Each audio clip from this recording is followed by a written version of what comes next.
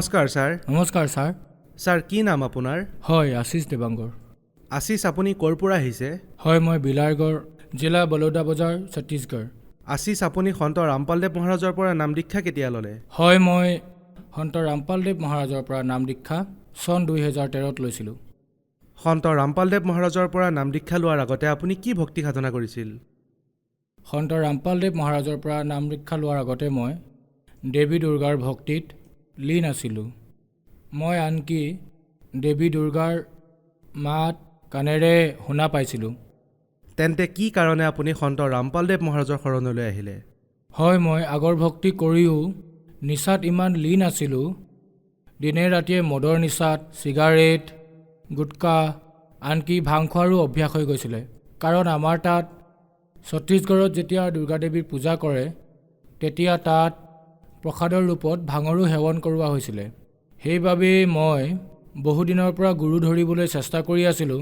বহুত ফুৰিলোঁ গুৰু ধৰিবলৈ, কিন্তু মই ক'তোৱেই ভাল নাপালোঁ।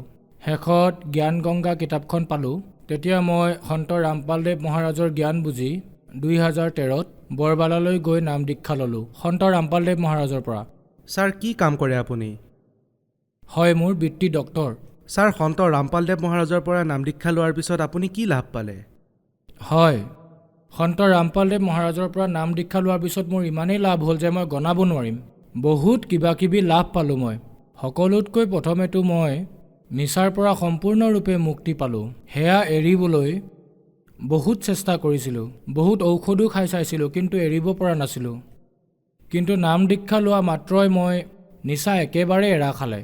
আৰু মই নিচা কৰি কৰি আৰু মাংস খাই খাই মোৰ শৰীৰ ইমানেই বেয়া হৈ গৈছিলে, পাইলছ, ভাগাণ্ডাৰ, ফিটচুলা, বহুত বেছি অসুবিধা হৈছিলে। আনকি মই ডাক্তৰৰ পৰা উপদেশো লৈছিলোঁ। তেতিয়া অপাৰেশ্যন কৰাৰ কথা কৈছিলে, কিন্তু তাৰ পিছতো ঔষধ খাই থকাৰ পিছতো আৰাম পোৱা নাছিলোঁ। কিন্তু সন্ত ৰামপালদেৱ মহাৰাজৰ পৰা নাম দীক্ষা লোৱাৰ পাছতেই মোৰ সমস্যা সম্পূৰ্ণ ভাল হ'ল। মোৰ পত্নীয়ে আনকি মজিয়াখনো সদায় ৰাতি চফা কৰিব লগা হৈছিল। তাৰপিছত নাম দীক্ষা লোৱা মাত্ৰই মই সমস্যাৰ পৰা সমাধান পালোঁ আৰু বহুত কিবা কিবি লাভ পালোঁ ছাৰ, যেনেকৈ আৰ্থিক লাভ, শাৰীৰিক লাভ, আধ্যাত্মিক লাভ। ডাঙৰ লাভ এইটো পালোঁ যে মই সৎগুৰু পালোঁ আৰু পূৰ্ণ মুক্তিৰ মাৰ্গ পালোঁ। হয়, মোৰ পত্নীৰ বিয়াৰ 3-4 বছৰ পাছতো সন্তান জন্ম হোৱা নাছিল। মইতো এনে ডক্তৰ হয়, মই চিকিৎসা কৰালোঁ। তাৰপিছত লেডিজ ডক্তৰ এগৰাকীৰ পৰা বিলাসপুৰতো আমাৰ তাত লাইফ কেয়াৰ হস্পিটেল আছে, তাতো ট্ৰিটমেণ্ট কৰাইছিলোঁ।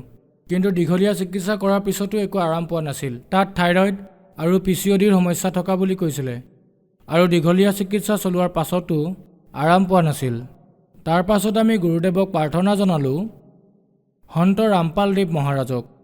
প্ৰাৰ্থনা জনোৱা মাত্ৰেই সেই মাহতে, বহুত আশ্চৰ্যজনকভাৱে সেই মাহতে তেওঁ গৰ্ভৱতী হ'ল আৰু 9 নম্বৰ মাহত সন্তান জন্মিল।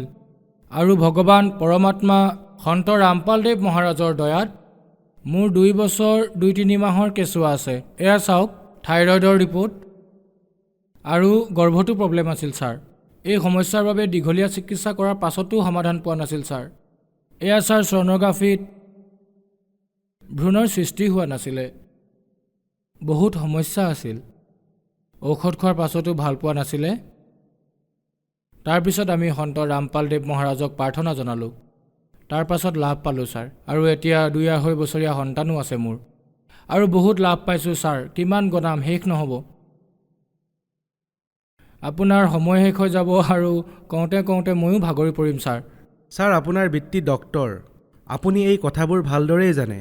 হাজাৰত নহয় লাখৰ সংখ্যাত য'ত মেডিকেল ছায়েন্সে যিবোৰ বেমাৰক ৰিজেক্ট কৰি দিয়ে, যিবোৰ মানুহক ৰিজেক্ট কৰি দিয়ে, তেওঁলোকে সন্ত ৰামপালদেৱ মহাৰাজৰ পৰা নাম দীক্ষা লয় আৰু সুস্থ হৈ যায়। ডক্তৰেও কৈ দিয়ে যে আপোনাৰ এতিয়া আৰু চিকিৎসা নহ'ব, এতিয়া ভগৱানেহে বচাব। তেওঁলোকক সন্ত ৰামপালদেৱ মহাৰাজে ঠিক কৰি দিয়ে। গতিকে ছাৰ, এইটো কেনেকৈ সম্ভৱ হ'ব পাৰে? আপুনিতো এজন ডক্তৰ। তেওঁ কিবা ঔষধ দিয়েনে? তেওঁৰ লগত কি আছেনো যে সকলো ঠাইতে হাৰি যোৱাৰ পিছতো সন্ত ৰামপালদেৱ মহাৰাজে ঠিক কৰি দিয়ে? ছাৰ, কথাটো এনেকুৱা হয় যে এইটো এটা ট্ৰু স্পিৰিচুৱেল নলেজ হয়।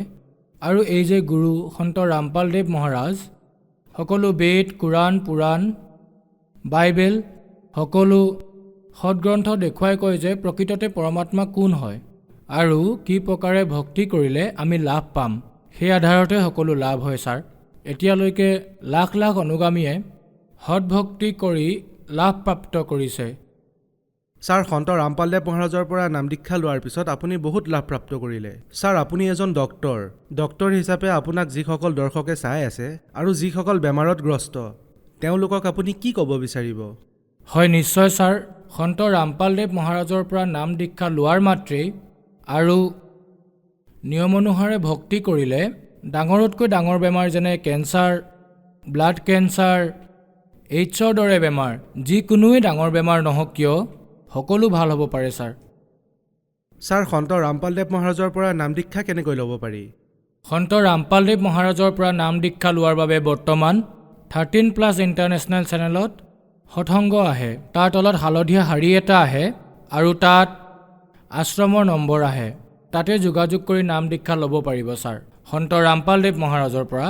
আনকি এতিয়া ইউটিউবো আছে আৰু বহুত কিবা কিবি আছে, যেনে ছ'চিয়েল মিডিয়া নেটৱৰ্কতো চাৰ্চ কৰি আপুনি নাম দীক্ষা লোৱাৰ অপশ্যনো পাব ছাৰ।